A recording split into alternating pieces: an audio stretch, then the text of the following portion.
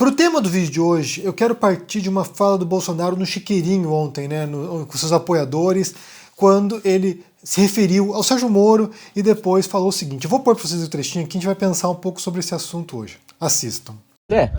Eu vi aí um vídeo agora daquele ministro, ele falando que estava lendo biografia, o cara perguntou qual a última, ele ficou... Eu não lembrava, nem a dele. Eu tô falando, eu escrevi um livro, tá aqui com o rapaz, eu desculpa, não tenho tempo de ler. Sim. Já tem 3 anos que não leio o livro, desde que me apresenta, não, mas eu não li mais nada. Mas eu acredito que... Então aqui você tem, como eu falei, primeiro o Bolsonaro se referindo ao Sérgio Moro, que será o grande adversário dele na eleição, como já falamos várias vezes aqui, né?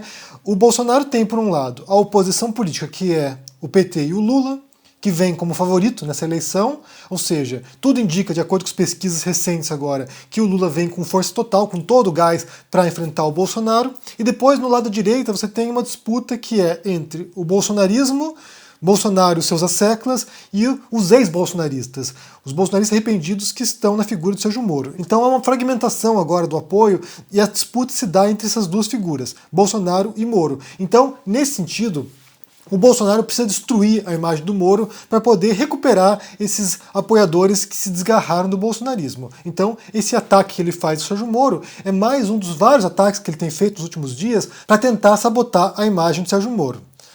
Eles que se devorem, né? Briguem, desgraçados, briguem. Então, primeira coisa. A segunda coisa tem a ver com a fala do Bolsonaro de que ele não lê um livro há 3 anos. Um dos apoiadores vai lá com o livro, Bolsonaro, lê esse livro que eu escrevi aqui, e o Bolsonaro falou assim, não vou ler porque eu não consigo. E aí, eu quero falar uma obviedade aqui, eu quero aproveitar esse vídeo para falar um tema que eu já abordei muitas vezes nesse canal, no começo, nos primórdios do canal, né, quando era sobre literatura, sobre escrita. Eu quero voltar a abordar esse assunto porque há uma confusão, até onde eu perceba, né? Inclusive a manchete dessa notícia aqui, por exemplo, na Carta Capital, né, falando sobre esse assunto, já tem 3 anos que não leio o livro, confessa Bolsonaro.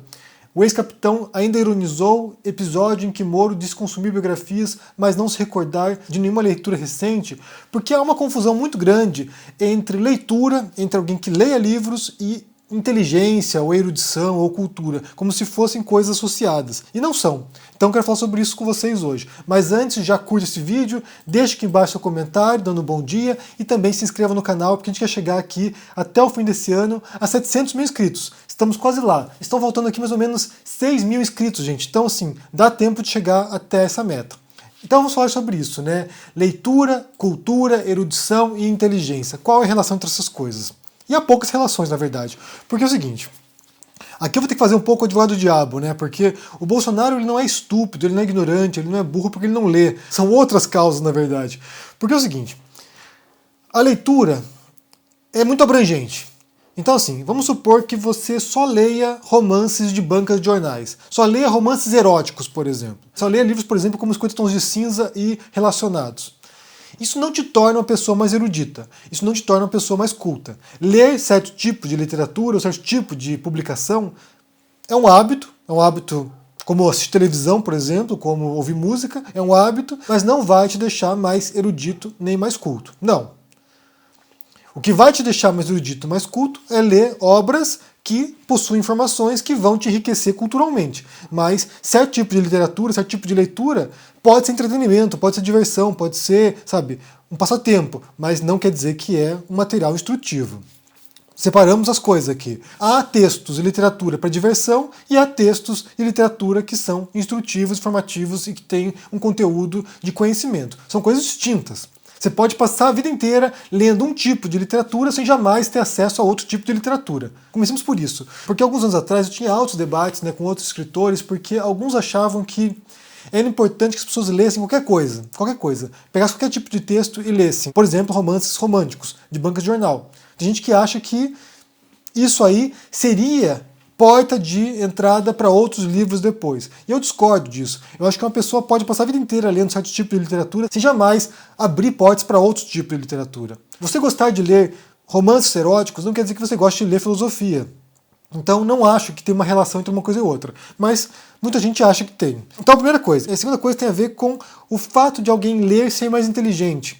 E também acho que não tem relação Existem muitas pessoas que são extremamente inteligentes em termos de fazer conexões mesmo, né, de relacionar as coisas, de compreender padrões, de poder analisar a realidade sem ter carga de leitura. Então inteligência é uma coisa e erudição é outra. É claro que quando você une, né, quando você funde as duas coisas, e a pessoa tem o hábito de leitura, acaba também fortalecendo e reforçando certas conexões na mente da pessoa, né, certas relações, certas informações que ela pode vincular e tentar chegar a uma conclusão. Mas não é necessário, não é uma pré-condição que a pessoa leia.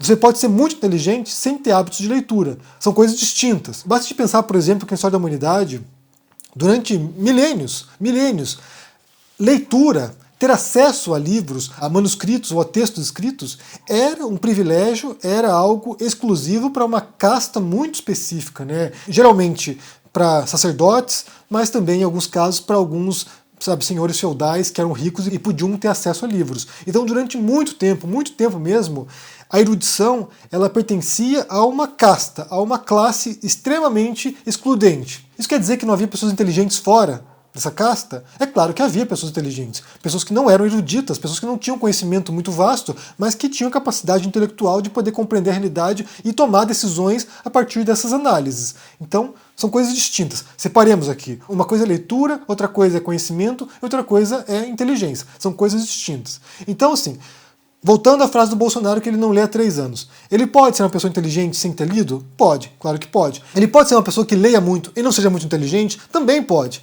Ele pode ser uma pessoa que leia muito, seja erudita, mas não seja muito inteligente em termos de conseguir, conectar as coisas, analisar as coisas? Também pode. São competências diferentes. Eu acho muito ruim usar essa frase do Bolsonaro para poder dizer que ele é uma pessoa burra, porque, como eu falei, a burrice do Bolsonaro ela está em outro nível, né? Ela não tem a ver com a erudição. Porque basta pensarmos em um fenômeno correlato ao bolsonarismo, que é o olavismo, o Olavo de Carvalho. O Olavo de Carvalho, ele é uma figura inteligente. Eu jamais vim aqui para questionar se ele é inteligente ou não, ou se ele é erudito ou não, porque de fato ele é erudito. Você percebe que ele leu muita coisa, que ele tem capacidade de vincular essas informações e trazer para o seu público, para a sua audiência, ele tem essa capacidade. O problema do Olavo de Carvalho não é o fato de ele ser inteligente ou o fato de ele ter erudição ou não. O problema dele é o modo como ele manipula a informação de maneira perversa, muitas vezes, mal intencionada, para contaminar o debate público. E aí entra um outro aspecto, porque a pessoa pode ser extremamente inteligente,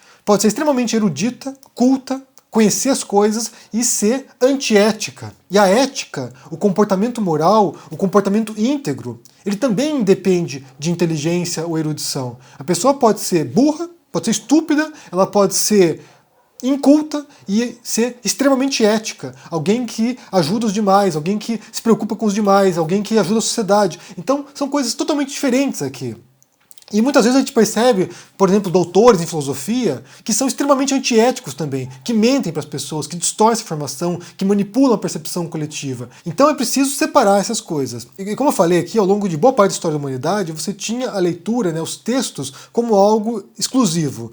Apenas pouquíssimas pessoas tinham acesso. Depois da invenção da imprensa com Gutenberg, gradualmente a leitura vai se popularizando. Então você passa a ter best-sellers, inclusive, né? Alguns livros, por exemplo, como O Elogio da Loucura, do Erasmo de Roterdã, foram os best-sellers durante o Renascimento, durante o Iluminismo. Então, assim, você tem uma história de massificação da leitura, dos livros, das publicações, de modo que no século XX em diante a leitura passa a se tornar um tipo de cultura de massa.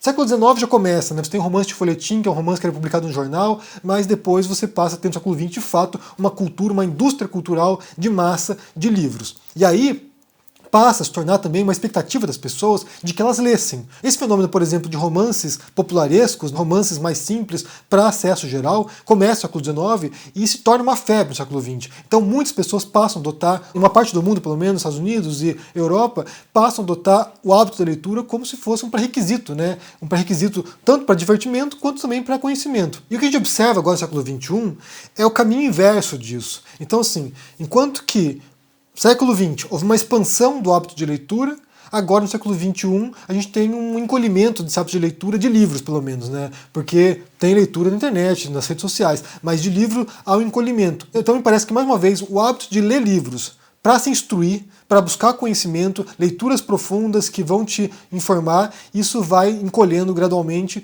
e hoje em dia as pessoas tendem a se informar de outros modos, né? Tendem a se informar através de documentários, de séries, de outras coisas, né? Canais no YouTube. Então, assim, há uma mudança, há uma transformação no hábito de consumo das pessoas de leitura de livros para vídeo, para áudio, para podcast ou para audiobooks. Então, é uma mudança de perfil mesmo das pessoas. Só que é importante ressaltar também que, como eu falei, embora a inteligência não esteja relacionada à leitura necessariamente, que a leitura de livros ela exige um tipo de concentração diferente do que você tem para ouvir um podcast ou assistir um vídeo. Então, assim, são relações diferentes com o conteúdo. A leitura profunda, por exemplo, de você sentar e ler um livro de filosofia, ler um livro do Platão, ler um livro do Aristóteles, ler um livro do Descartes, exige um tipo de engajamento, um tipo de esforço intelectual distinto. Como eu falei, a leitura por si própria não é um esforço intelectual. Você pode ler um romance e ser divertido e você se entreter sem nenhum esforço intelectual necessariamente. Mas exige um esforço de imaginação, porque ali você não tem o conteúdo pronto, né? Quando, por exemplo, o escritor descreve uma cena, cabe a você, leitor, conceber aquela cena em sua mente e tentar imaginar como são os personagens, como é a cara deles, como é o ambiente no qual eles estão. Então exige um esforço criativo que isso não está presente em outras mídias, necessariamente. E do mesmo modo, uma leitura intelectual, uma leitura informativa também exige uma certa concentração e uma certa capacidade de você penetrar aquele texto e assimilar. Isso aos poucos tem morrido, isso aos poucos tem se transformado. Então eu percebo que hoje, ao contrário da história da humanidade, na Idade Média, por exemplo, que a leitura era um privilégio, hoje ela é uma escolha. Ou seja, você tem uma abundância de materiais para você poder consumir, né? Tem músicas, tem séries, tem vídeos, tem filmes, tem um monte de coisa que você tem disponível, aí um monte de telas também que estão disponíveis. E você sentar para ler um livro é uma escolha. Se torna um privilégio de um outro modo agora, porque o privilégio agora é o privilégio do tempo. É de você encontrar, destinar, por exemplo, meia hora do seu dia para sentar e ler um livro, meia hora, uma hora, para você poder, sabe, sentar e se concentrar. Então o privilégio agora não é da escassez, quando só estava nas mãos de algumas pessoas, é o privilégio da abundância. É quando você vai decidir, eu quero fazer isso. Eu quero agora separar o meu tempo para ler. Para mim, que sou escritor, me parece um sintoma dos tempos, né? Assim, é uma disputa que a gente tem com outras formas de mídia, com outros tipos de comunicação, que são muito mais interessantes em muitos aspectos, né? Muito mais imediatos, muito mais divertidos do que sentar e ler um livro. Então a gente tem que acabar compreendendo quais são os desafios da nossa época. Muita gente gosta de ler, que eu sei, muita gente gosta de ler, muita gente realmente lê, mas, por outro lado, é uma disputa desigual. Porque a gente está enfrentando formas de mídia muito mais apelativas e emocionantes e envolventes. Então, eu quero saber de vocês aqui, falando sobre essa questão da leitura, né, da leitura densa, de textos informativos. Se você tem esse hábito, se você dedica um tempo do seu dia para ler literatura, para ler filosofia, para ler algum tipo de trabalho informativo, ou seja, esse tipo de leitura que é instrutiva, né, não apenas de diversão, se você faz isso, o que você está lendo agora? Eu vou dividir com vocês a minha leitura desse momento, porque eu estou lendo 2 livros aqui. Eu sempre leio mais de um livro por vez, mas estou lendo isso aqui. É um romance que chama Terra Papagaio. Os autores são José Roberto Toreiro e Marcos Aurélio Pimenta, e é um romance retratando a história do Brasil colonial. O personagem principal aqui é o Bacharel da Cananeia, que seria um dos primeiros moradores europeus no Brasil, né? Então conta as aventuras do Bacharel, e é bem divertido o livro, ele tem um tom bem engraçado, assim, ele é meio cômico, e ao mesmo tempo é uma pesquisa bastante interessante sobre o período colonial no Brasil. Quem escreve romance histórico, como é o meu caso, sabe como é difícil escrever um romance como esse aqui, é muito interessante. E também estou lendo esse outro livro aqui que se chama Capital da Solidão, que é sobre a história de São Paulo, e o autor é o Roberto Pompeu de Toledo. E aqui narra isso período colonial também, sobre a história de São Paulo, chegada dos portugueses, dos europeus, a fundação da cidade de São Paulo, os jesuítas, então é bem interessante também. Tenho pesquisado muito sobre a história colonial do Brasil e quero saber o que vocês estão lendo agora. Quais livros vocês costumam ler, como é o seu hábito de leitura e se você percebe essa dificuldade que há hoje em dia nessa disputa por diferentes mídias, rede social, internet, YouTube, televisão, Netflix, se você percebe essa dificuldade de sentar e se concentrar para ler um livro. Como é que é o negócio para você? Me diz no comentário aqui embaixo, deixa o joinha, se inscreva aqui no canal, se torne um membro ou um apoiador para dar uma força e se cuide por aí. Um abração e até mais. Tchau! E aí, meus amigos e amigas do canal do Henry Bugalho, e no dia 16 de dezembro, às 8 horas da noite, a gente tem a nossa última aula aberta do ICL, e uma aula incrível, porque é com um dos maiores cientistas do mundo, e não sou eu que estou dizendo,